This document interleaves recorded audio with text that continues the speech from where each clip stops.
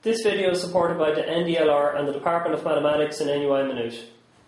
In this video I want to introduce you to the terms convergence and divergence in relation to sequences. And the way I'm going to do that is by considering the sequence where the n term is given by an equal to 1 over n.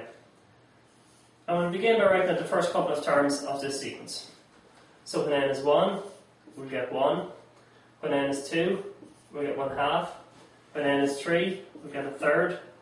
When n is 4, we get a quarter. When n is 5, we get 1/5. When n is 6, we get 1/6.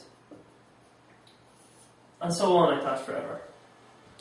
Now if I was asked the question, does this sequence converge?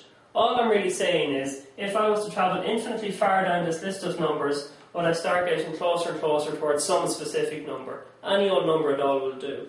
But if that did not happen, I would then say that the sequence diverges. So let's examine these couple of numbers and see what we might be able to find out.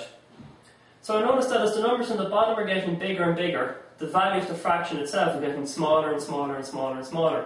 And it would appear that if I continued on like this, I would just keep getting closer and closer towards 0. So let's plot these numbers and see what we might be able to find out. When n was 1, we had 1. When n was 2, we had 1/2. When n was 3, we had a third. When n was 4, we had a quarter. When n was 5, we had a fifth. When n was 6, we had 1/6.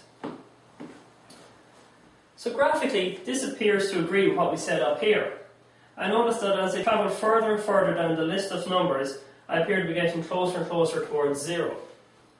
Now, of course, this isn't sufficient as a proof to say that this sequence actually converges towards 0.